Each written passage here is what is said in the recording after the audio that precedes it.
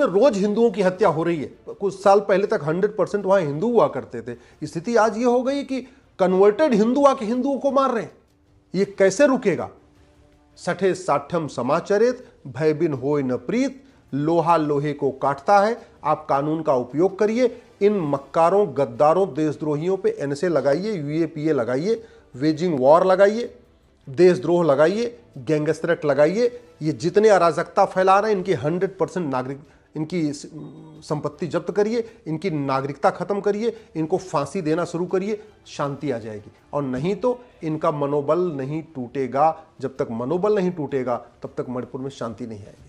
भगवान राम ने कहा था भय बिन होय न प्रीत, और भगवान कृष्ण ने कहा था सठे साठ्यम समाचरित। लोहा ही लोहे को काटता है। जब तक वहां घुसपैठियों को आप नहीं भगाएंगे तब तक मणिपुर में शांति नहीं आएगी। और भगाने का एक ही तरीका है, भय पैदा करना। भय कैसे पैदा होगा?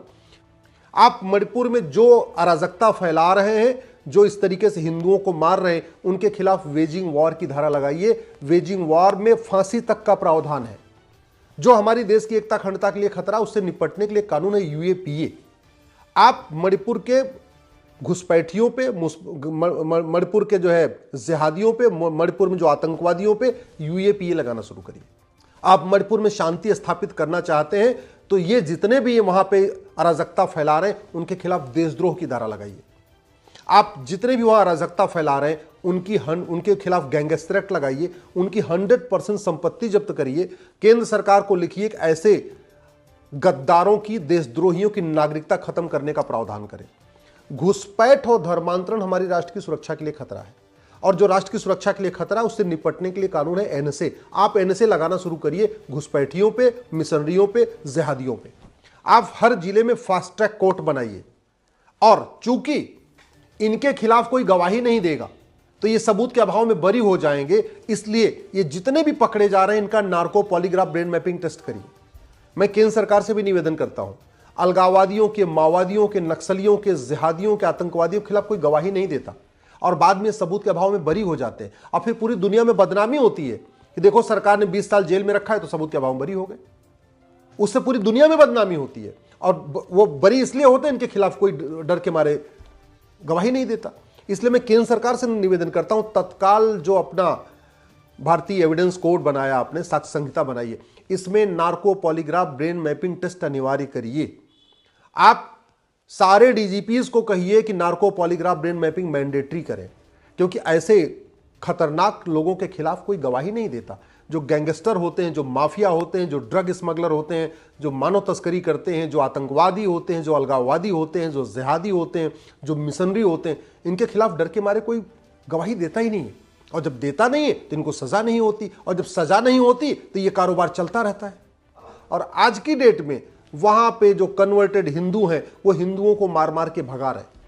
आज वहां पे जो हिंदू हैं मणिपुर के, उनको पलायन करना पड़ रहा है। आज घुसपैठ, धर्मांतरण, जनसंख्या विस्फोट के कारण मणिपुर के हर जिले की डेमोग्राफी बदल चुकी है। आपके तमेंगलोंग की डेमोग्राफी बदल चुकी है, थोवल की डेमोग्राफी बदल चुकी है, उखरूल की डेमोग्राफी बदल चुकी है। अगर आप देखिए तो मणिपुर का ऐसा कोई जिला नहीं है जिसकी डेमोग्राफी नहीं बदली है। मणिपुर की कोई ऐसी तहसील नहीं है जिसकी डेमोग्राफी नहीं बदली है। मणिपुर का कोई ऐसा विधानसभा क्षेत्र नहीं है जिसकी डेमोग्राफी नहीं बदली है। कहीं 15% डेमोग्राफी बदली है, कहीं 20% डेमोग्राफी बदली है, कहीं 25% और कुछ जगहों पे 40% डेमोग्राफी बदली। और इस डेमोग्राफी बदलने का मूल कारण घुसपैठ, धर्मांतरण, जनसंख्या विस्फोट। आपके गिरिबाम की डेमोग्राफी बदल चुकी है, आपके कांगचिंग की डेमोग्राफी बदल चुकी है, कामजोंग की डेमोग्राफी बदल चुकी है, कंगपोंकी की डेमोग्राफी बदल गई है, नोने की डेमोग्राफी बदल चुकी है, फिरजवाल की डेमोग्राफी बदल चुकी है, सेनापति की डेमोग्राफी बदल चुकी है। मूल कारण घुसपैठ, धर्मांतरण, जनसंख्या विस्फोट। मणिपुर का जो विष्णुपुर है उसकी डेमोग्राफी बदल चुकी है, चंदेल की डेमोग्राफी बदल चुकी है, चुरचंदपुर की डेमोग्राफी बदल चुकी है, इम्फाल की डेमोग्राफी बदल चुकी है। मूल कारण घुसपैठ, धर्मांतरण, जनसंख्या विस्फोट। घुसपैठ का मूल कारण घूसखोरी, धर्मांतरण का मूल कारण काला धन, जनसंख्या विस्फोट कानून नहीं है, लब जिहाद कठोर कानून नहीं है, वहां पे जो लैंड जिहाद हो रहा है कठोर कानून नहीं है, ड्रग स्मगलिंग का कारोबार, क्योंकि नशा तस्करों को फांसी नहीं हुई आज तक, वहां पे जिस तरीके से वहां पे वहां की बहन बेटियों को बाहर किडनैप करके बेचा जा रहा है, मारा जा रहा है। क्यों? क्योंकि आज तक वहां पे कठोर दंड का प्रावधान नहीं किया हमने। इसलिए मैं माननीय मुख्यमंत्री जी से निवेदन करता हूं, आप कठोरता के साथ पेश आइए। जो वहां अराजकता फैला रहे हैं उनके लिए, उनके खिलाफ 5 धारा लगानी पड़ेगी, एनएसए लगाना पड़ेगा, यूएपीए लगाना पड़ेगा, वेजिंग वॉर लगाना पड़ेगा, गैंगस्टर लगाना पड़ेगा और देशद्रोह की धारा लगानी पड़ेगी। जज साहब से रिक्वेस्ट करिए, हाई कोर्ट से रिक्वेस्ट करिए, सुप्रीम कोर्ट से रिक्वेस्ट करिए कि मणिपुर में जितने मुकदमे चल रहे हैं इनका फैसला 1 साल में करें।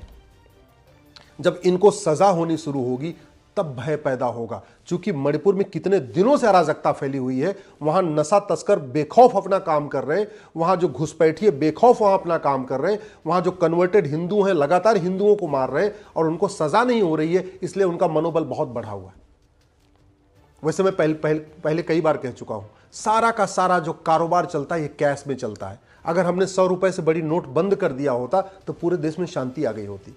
अगर हमने प्रॉपर्टी को आधार से लिंक कर दिया होता तो अब तक शांति आ गई होती। लेकिन चलिए कोई बात नहीं, मैं मणिपुर के मुख्यमंत्री से निवेदन कर रहा हूं, आप राष्ट्रीय स्तर पर भले नहीं हो रहा है, आप कानून बनाइए कि हम मणिपुर में प्रॉपर्टी को आधार से लिंक करेंगे। फिर पता चलेगा ये जो कुकी हैं, ये जो अलगाववादी हैं, जो आतंकवादी हैं, ये कितने बड़े बड़े गाड़ियों के मालिक हैं, इनके पास कितना धन है, कितना पैसा है, तब पता चलेगा। आप मणिपुर में अपनी पावर का उपयोग करिए और बोलिए मणिपुर में अब 2000 रुपए से महंगे सामान का कैश लेन देन बंद होगा। आप केवल कैश लेन देन की रोक लगा दीजिए। ये जितना कमा के बैठे हैं ना, करोड़ों अरबों, इनका बेकार हो जाएगा। ये सारा भाई कैश में ये बड़े बड़े हथियार खरीदते हैं, कैश में इनको सारी फंडिंग आ रही है, इनको कई बार हवाला के जरिए फंडिंग आ रही है, कई बार एफसीआरए के जरिए फंडिंग आ रही है, इनके एनजीओ से बहुत बड़ी मात्रा में फंडिंग आ रही है, विदेशों से फंडिंग आ रही है। अब वो फंडिंग आ रही है, वो खर्च कर रहे हैं और खर्च किस पे कर रहे हैं? अलगाववाद को बढ़ाने पे खर्च कर रहे हैं। अगर हमने कैश लेन देन की लिमिट ही रोक दिया, अगर हमने 100 रुपए से बड़ी नोट बंद कर दिया, आप मणिपुर में बंद करके एक बार देख लीजिए। आप मणिपुर में केवल एक काम करिए कि 100 रुपए से बड़ी नोट अब मणिपुर में नहीं चलेगी, बाहर आप चलाइए। 2000 रुपए से महंगे सामान का कैश लेन देन मणिपुर में नहीं होगा। मैं गारंटी के साथ कहता हूं, ये सारे के सारे सरेंडर कर देंगे। आप एक बार फांसी देना शुरू करिए, ये सारे के सारे सरेंडर कर देंगे। फांसी लेकिन कोर्ट देगी, और कोर्ट तभी देगी जब इनके खिलाफ सबूत होगा। कोई गवाही देगा नहीं, इसलिए आपके लिए narco polygraph brain mapping test करना जरूरी है। और अगर हमने नहीं किया तो जैसे कश्मीर में हिंदू खत्म हो गए, लक्षद्वीप में हिंदू खत्म हो गए, आपके नागालैंड में हिंदू खत्म हो चुके हैं, मेघालय में हिंदू खत्म हो चुके हैं, मिजोरम में हिंदू खत्म हो चुके हैं, 15 से 20 साल के अंदर मणिपुर से भी हिंदू खत्म हो जाएंगे अगर हमने तत्काल काम ये नहीं किया। मैं कई बार कह चुका हूं, अगर बीमारी ठीक नहीं हो रही है तो दवा का डोज बढ़ा देना चाहिए। डॉक्टर बदलने से बीमारी ठीक नहीं होगी, बीमारी ठीक होगी दवाई बदलने से। मणिपुर में जो दवाई का डोज है, कानून का डोज है, वो ठीक से बढ़ाना पड़ेगा।